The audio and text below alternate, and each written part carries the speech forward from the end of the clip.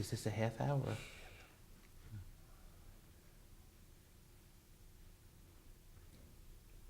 Shalom, welcome to the Jewish View. My name is Rabbi Nachman Simon with the Chabad House of Delmer, together with my co-host Mark Ronich of Statewide News Service and jbiztechvalley.com. Well, Rabbi, we brought in an assemblyman from the legislature who has not been on our show before. How many? That's only about a handful. I know, we, right? we almost have But everybody there. Jeff Dinowitz, welcome to the show. He represents the northern Bronx area. And it's great to have you here because you've been in the legislature 21 years, and It's great to be here. so welcome to the Jewish View. So tell me, what made you want to run for the assembly way back in '94? I actually had been involved in politics and in community affairs since before I could vote, and that goes back a ways. I never got involved with all that with the intention of running for political office, but sometime in the 80s, I was actually elected as a Democratic district leader, and then I started getting interested in possibly running for office. But in the Bronx, these offices don't turn over all that often, so it was sort of like, maybe I'll run one day, but then suddenly Bob Abrams was the Attorney General, and he resigned, and my predecessor, Oliver Coppell, was appointed. So the assembly seat opened up, and I decided to run. A lot of people thought I should run, but most importantly, I thought I should run, and I'm glad I did. Thought you should run because Yes, usually she it's a did. so decision. It was a family decision, and it was a difficult decision because my children were young at the time. They were 11 and 8, and so it was sort of a debate in my own mind. If I run, I'll be away a few nights a week, but I did, and I'm glad I did, and I think my kids and my wife are glad I did as well. Well, it's not like you have you had Skype back then or some way of keeping in touch visually with your family. I know Phil Goldfeder has a young family, and he's on Skype all the time, kissing his kids goodnight. Right. We didn't have that. We had telephones, though. The neighborhoods Real have telephones. That's right. The neighborhoods have probably changed, and I mean, I'm not from that area, but the Bronx was, I know my uncle and aunt always were Mashula Parkway. But is it changed the demographics? I mean, in 25 years, and Well, what the Bronx are? changes all the time. It's changed over the past 25 years, but it changed before then as well. The Bronx, like much of New York City, has gone through a series of changes. There are different waves of new people who come in, and that's happened to the Bronx. The Bronx, many years ago, there was, I guess, largely Irish. Then the Jewish population was the largest. Now the largest overall group is Latinos, which includes, Puerto Ricans, Dominicans, Mexicans, and a lot of different people. So the Bronx has changed.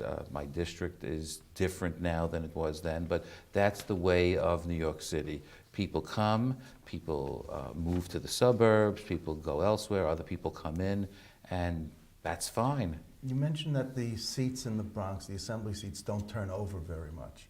Well, Now, some don't. Well, the joke I was going to make is they're turning over more recently because of convictions or resignations. We've had two bad guys. I'll just leave it at that. Whose seats turned over in the past couple of years in the assembly. But my assembly seat, I've held it for 21 years. Right. My predecessor held it for close to 24 years. Right. So between the two of us, that's almost 45 years. Yeah. But was Gabriella Rosa from Bronx or Manhattan? She was from northern Manhattan. Northern, so right on the border there. Okay. So I just, so there were only two. Oh, okay. And then I wouldn't say only two. Two is way more than enough, right? And now you're, like you were saying, you're here 21 years. I mean, are you going to stay much longer? You're young still. You're, what, 60 or something? 60. Yeah. I don't know how long I'll stay. First of all, it's you're totally 80. up to the voters. Well, I don't think I'll be here when I'm 80, one way or another. That's not something I would expect. But assuming the voters want me, I have no intention of leaving anytime soon. I just had 2 grandchildren, so that kind of changes my way of thinking. Thank you. My way of thinking in terms of what my priorities are. But I love what I'm doing. I love working in the community, and I love the people I deal with. So it's sort of a dream job in that sense. Now, you were an administrative law judge before you were in the Assembly? Yes, for the state of New York. And what department or? The Department of Motor Vehicles. Oh, okay. I have a friend, Tom Woods, who does that up here in Albany. Uh-huh. So Okay. but you're not on the Transportation Committee. No. And I would think that maybe that would be a natural connection. Well, there were so many natural connections I have. I'm on, besides being on the Rules Committee, Right. I'm on the Health Committee, which is of great interest to me. Judiciary. I'm on Judiciary. You chair which is, Consumer Affairs and Protection. and I'm also on Election Law. I Right. love election law. So the committees I have, I think are great committees. I love chairing Consumer Affairs. I had opportunities to move on to other committees in the past few years that some people might consider a better committee, but I love Consumer Affairs. There are So so many great issues. What is your, how long have you been chair of Consumer Affairs? Almost 4 years. Oh, okay, so you're relatively new to Right. it. Were you a member of the committee before you were chair? I was a member a number of years ago, but Oh. you know, when you are named a committee chair, it doesn't mean you had to have been on that Right. committee at that time, because you can be on any committees. Yeah. How close are you with the new speaker, being that you're both from the Bronx? Well, Carl Heastie is a friend. He's an ally. He's in the district next door to me, and in addition, he and I and several others, the borough president Ruben Diaz Jr.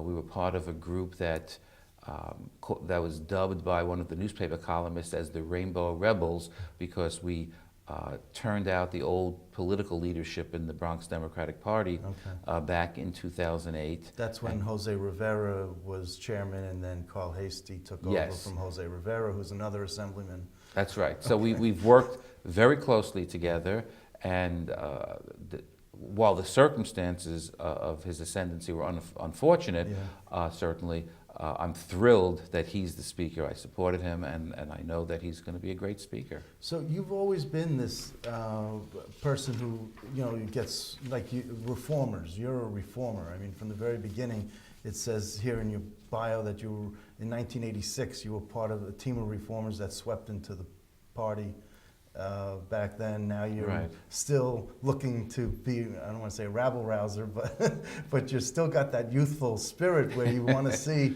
the new blood, you know, Well, come in, even though you're the, institutional memory, you know, you're one of the old guard, I guess. At this Well, point.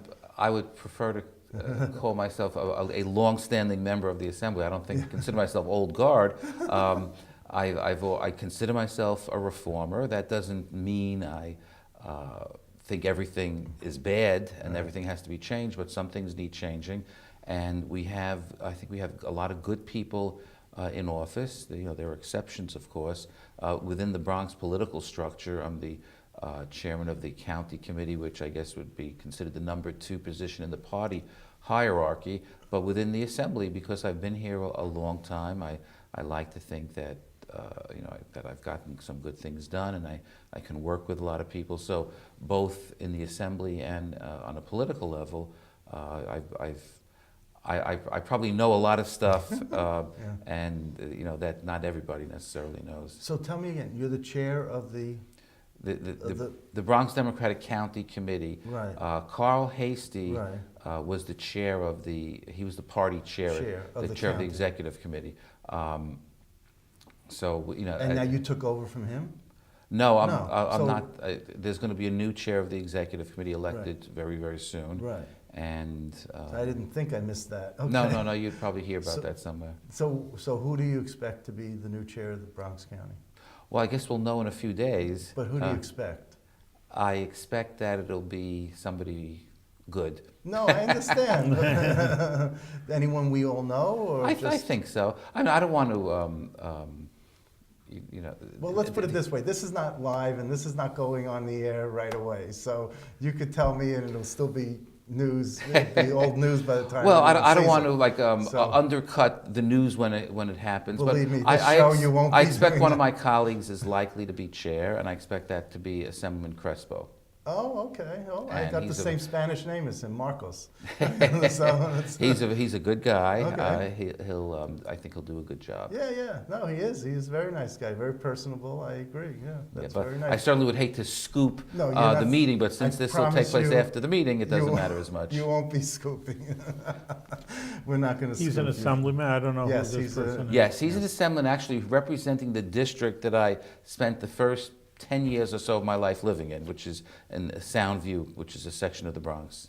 Now, I was going to say, you were talking about the change of your district being from, Jewish to more Hispanic, and I see now you're a member of the Puerto Rican Hispanic Task Force. Well, so- I've always been on that because I do have a fairly Okay, so it's nothing significant about your Hispanic. background that we don't know about that has some Hispanic Not- background. Not that I Dinowitz? know of. No, my district is actually a very interesting district because Yeah. we have several different neighborhoods, and we have a community called Woodlawn, which Yes. is in the very northern tip of the Bronx. Woodlawn is a heavily Irish community. Then I have another neighborhood, Wakefield, which is heavily, almost entirely either African American or Caribbean American community. The Riverdale community has a significant Jewish population, but there are other groups, Hispanic, Irish, and very diverse. Melting pot. Yeah, it really is. Then the Kingsbridge is largely a Latino area. And that was a heavily Jewish community. I had relatives who lived there, cousins of mine who lived Yes, there. Yeah. and in fact, I lived there many years. Yeah. And then the Norwood community is really talk about melting pots. You not only have Latino, you have East Asian, you have a little bit of this, a little bit of that. And that's kind of what makes my district so interesting. And then I Van think. Cortlandt Village. Van Cortlandt Village used to be mostly Jewish, now largely Latino, but a significant Jewish population, and others, of course, as well. Is it difficult, maybe, because every community really has its specific issue. Obviously there's general issues, to keep, like over there juggling everybody, you got to keep the Latinos happy and the African Americans happy and the Jews happy. There's legislation for, I don't know what the issues would be. I know with the Jewish people, you say, well, I go to Israel and I support Jewish people. But I think most people are, there are specific, ethnic concerns, I guess, that some people have, but most people care about the same issues. Regardless of what their religion or ethnic or race or whatever, they care that we have good schools, they care that we have safe streets, they care that we have good housing, and so on.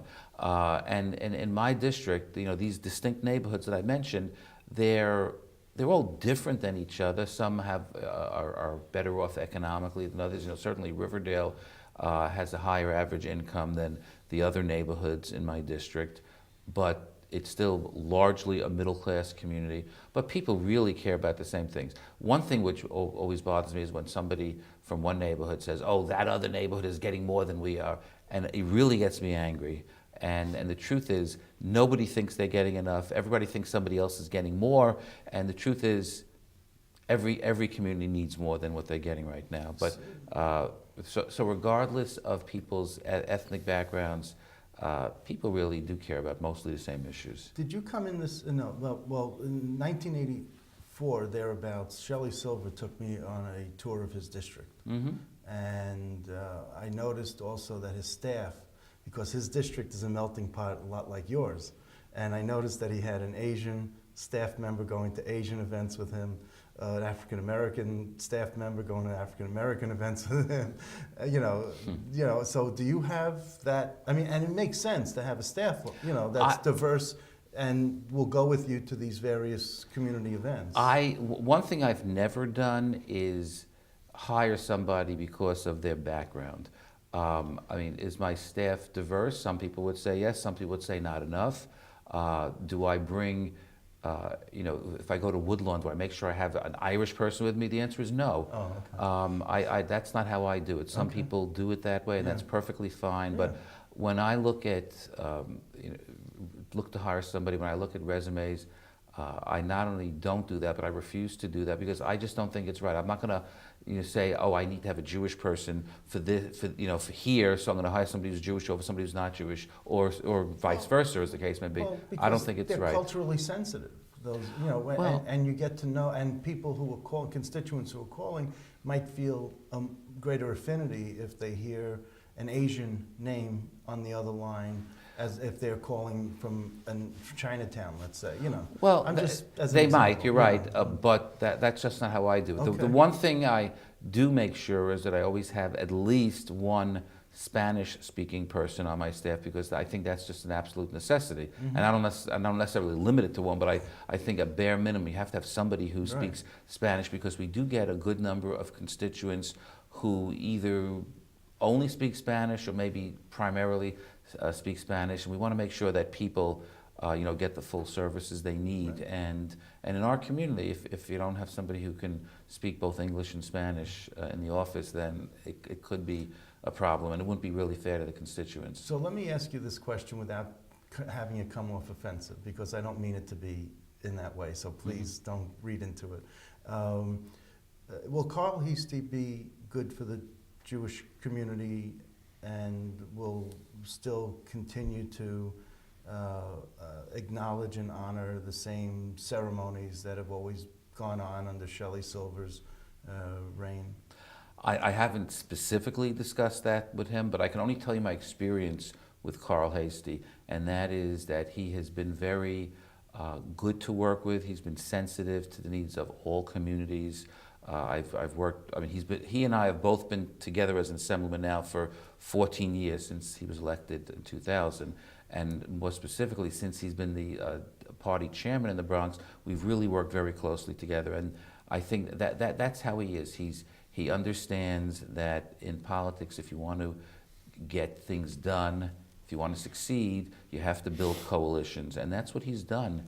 And so I have no reason to think that that the Jewish community will be any worse off because the speaker is not Jewish. I mean, listen, there were Jewish speakers for a long time in the Assembly. 6 out of the 7 previous speakers have been Jewish. As long as I know, I think since Stanley Steingart became speaker, there was Weinstein, and then Durier, and then Steingart, and then. So we've had Jewish speakers straight through since 1975, and you know, I guess that was a good run, you might say. But that doesn't mean the speaker always has to be Jewish, any more than the speaker in the future will always have to be African American. Right. The speaker should be who the best person is, who the most members support, and I have absolutely no question in my mind that as Speaker Carl Heastie will do right by all of us. And you've been at the celebration of the Rebbe's birthday. You've been when they had the luncheon, and you know they give out the matzah, and you've been there for that. And you've been at other events, Tu B'Shvat events that have been at the Capitol. Right.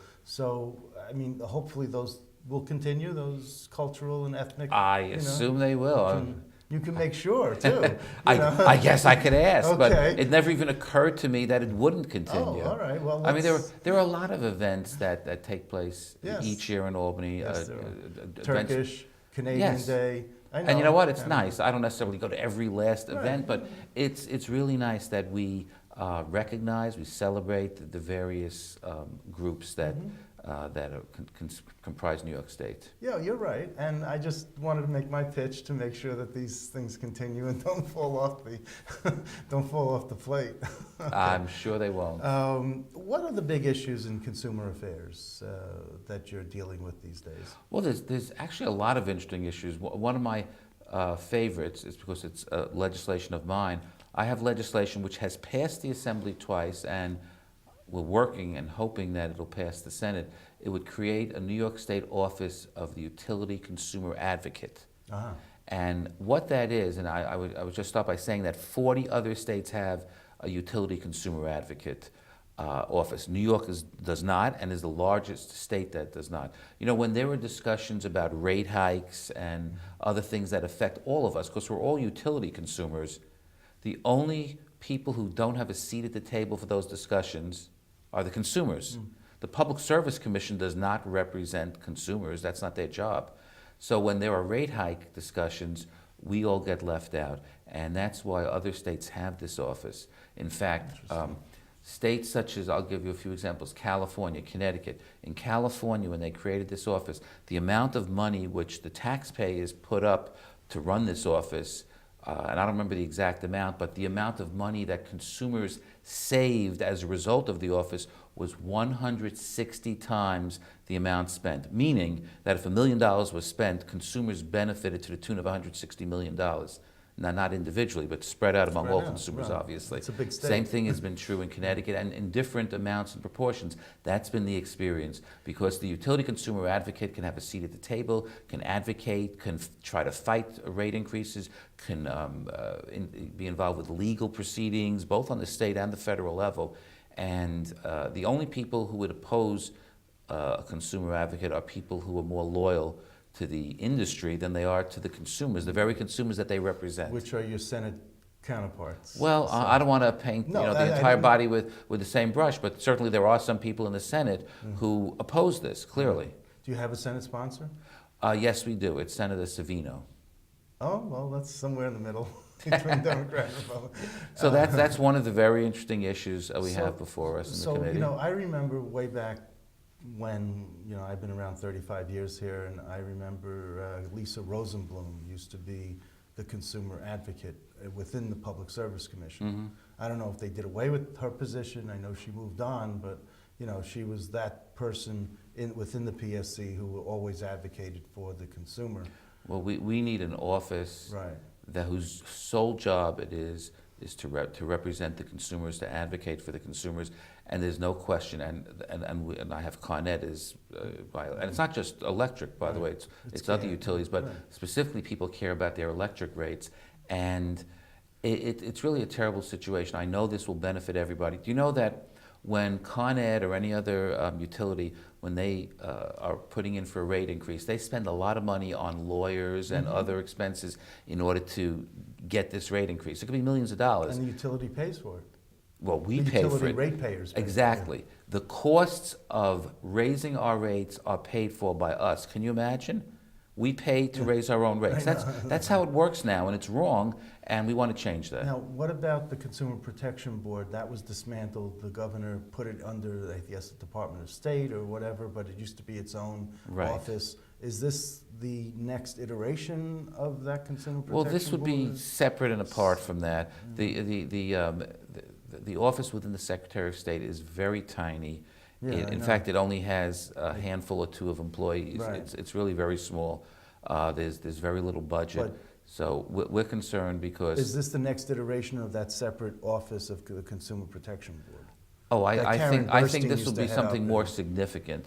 I think that it's going to cost some money, but we're not talking about a return, a one-on-one return. We're talking about 100-to-1 return, something like that. Sure. And to me, it's an incredible opportunity for us. And we have other great or interesting bills. We have a very interesting bill that's going to be on our agenda in the next meeting, which is this week. It deals with labeling of genetically modified organisms, GMOs it's called. A lot of food has GMOs in it, and some people think it's harmful, others don't think it's harmful, others don't know. But what the bill does, and this is not my bill, it's Assemblymember Rosenthal's bill, it would just mandate labeling. And naturally, the food industry is strongly opposed to it. Well, I had Mike Rosen on as a guest here. Right, yeah, he's opposed to it. Well, he's in between. Well, he says he has not come out in opposition. Well, they and don't. if They you don't know like differently, it. then that's. Well, they. I don't know that they put out something in writing opposed to it. I think what some people who oppose it say is it should be done on a federal level. That's right. And that's a very good argument, except nothing good gets done these days on the federal level, especially given who controls Congress. So that type of stuff won't happen. Well, I anytime wanted soon. to tell you that I wish I had brought some of the samples in, but when I was at Kosher Fest, which is a big trade show for the kosher food industry, a lot of the products were labeled GMO, no GMO. Right. They all had the. So the there are a GMO lot with the of slash. people doing it anyway, a lot of manufacturers. Yes. You know what kind of percentages are doing it? Probably not that many, but some are doing it voluntarily because I think they understand that a lot of consumers want this information. I'm not saying I'm against GMOs because I'm not. I just don't know if there's any reason to be against them. But I'm a believer in labeling. I have legislation right now also before my committee, and we're going to hold a public hearing on it soon, that would require the labeling of certain products that contain a lot of sugar. We're talking about drinks, like soda or other types of drinks that contain a lot of added sugar. Right. Because I think we all know that the type 2 diabetes is exploding. It's gone up like exponentially, and obesity has gone up dramatically in recent years. And the cost to the people in the country is tens, if not over $100 billion in terms of added healthcare costs as a result of overconsumption of sugar. And this ties in with your health committee assignment too. Yes. So I'm not saying people are going to be banned from consuming sugar. I wouldn't say that, although some people are like, oh, you can't force us to do this. No, but it's good to know. I mean, when information, knowledge is power. When they're labeling calories on a menu, right. I mean, that's something that you look at and you say, I didn't know that. I'm not going to eat that. I know, it's almost depressing when you look at some of those menus these days. I got the calories just in one, slice of chocolate cake or something, But it's important for people to have the information. Yes, it's not, Mayor Bloomberg a couple of years ago wanted to ban sodas over 16 ounces. And I thought it was a well-intentioned idea that was probably unworkable. And I'm not suggesting we ban anything. I'm just saying that this is legislation, and I expect it to be come out of my committee, because I know the chairman. But this legislation just will give information to people. If people still want to consume beverages with ridiculous amounts of added sugar, they're free to do so. But some people will decide not to, just like we have the labeling on cigarettes. Yes, I was just It doesn't ban cigarettes. It gives a warning that cigarettes can be harmful to your health. And just like we have labeling of kosher food. Exactly. It tells you. People have a right to know. What's kosher. So the sugar labeling essentially says that the added sugar can lead to obesity, diabetes, and tooth decay. Okay. Which is also important. Yeah, it is. And if Joel Miller was in the assembly, he'd agree with you. Exactly. He used to be a dentist. He was a dentist. He was a former assemblyman. That's really, I've been wanting to follow the GMO issue ever since Linda Rosenthal brought it up a couple of years ago. Right. But it hasn't made it through the Senate at all. I mean, no. It did pass the Assembly last year. It was reported out by the Consumer Affairs Committee last year, but it then has to go to the Codes Committee. Yeah. Any bill that has any kind of penalty, even if it's a $50 fine, has to also go through the Codes Committee. So a lot of bills that come out of my committee have to then go to Codes. So her bill, I guess, died in Codes last year. And it'll be, have you spoken to the chairman, Joe Lentol, about? Well, I think that's up to the sponsor of the bill to do. That's up to the sponsor, okay. Yeah. You co-sponsor on it? Are you yes. You're a co-sponsor? Yes, I am. Okay, well, what would you like the audience to know about you in the last few minutes that we have, about your Jewish upbringing or your involvement with the Jewish community in the Bronx? I grew up in the Bronx. I've lived in the Bronx all my life. My parents grew up in the Bronx. My children grew up in the Bronx. We've been certainly active in our local shul. I'm a member of Riverdale Temple. I've been on the board. My wife's been on the board. My son, who also lives in the neighborhood, he's in the conservative synagogue, and he's very involved. In fact, my son... And the Riverdale Temple is? Riverdale Temple's Reform, conservative, it's a CSAI, Conservative Synagogue, Adath Israel of Riverdale, conservative. Okay. My son, by the way, is also part of a Jewish a cappella group called 613, SIX13. Look at them on YouTube. They just did a Hanukkah video this past year, which I think has about 1.7 million hits right now. Really? I mean, it's we obviously should get them we'll many hits on over here. We should get them up here to perform in Albany. Yeah. They've performed in Israel. They've performed in other countries. They performed around the United States. And this is not what he does professionally. This is what he does. Volunteer, for fun. Yeah. Yeah. And there's Orthodox shuls in Riverdale too. Oh yes, we have several. And in fact, you have Avi Weiss. Avi Weiss, the Hebrew Institute of Riverdale is right across the street from where I live. The other big Orthodox, modern Orthodox, is the Riverdale Jewish Center, which is literally right across from my building. And then we have a number of smaller shuls as well. When I was saying Kaddish for my father, I went to that the Avi Weiss Synagogue, Oh, yeah. Kaddish one time. So I Yeah. didn't know I was so close to you. I would have come over and visited. Yeah, no, out my window, I could see it across the street. I mean, he's Okay. terrific. Do you ever go over there and just? I go over there for when they have certain events. For Yeah. example, they have a wonderful event every year on Martin Luther King Day. Oh, okay. And they bring in the choir from the Green Pastures Baptist Church, which, as it happens, is in the building that used to be the shul that both of my brothers were bar mitzvahed in when they were young in the Soundview section. But they do a lot of nice things. They really do a lot of outreach to the community. So we really have a diverse Jewish community. Were you brought up Orthodox? Or? No. No, you were No. brought up Reform? I was brought up Jewish. I was bar mitzvahed. I guess that I was brought up Jewish. Yeah. Okay. I didn't know if you were bar mitzvah in a Reform shul, Orthodox shul. I was actually bar mitzvahed in an Orthodox shul. Okay. I'm just curious. The Kingsbridge Heights Jewish Center, Rabbi Israel Miller.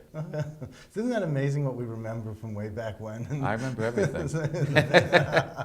So I anyway, think we're out of time, yeah. but it was very enlightening. We're glad to have you on after so many years. At least you came on the Jewish View, and we wish you good success. Come back again with a good report of all the good work you're doing and doing good with good health. And much Okay, well, thank success. you. It was great to be here, and I Thank would you. love to come back again at Thank some you. point.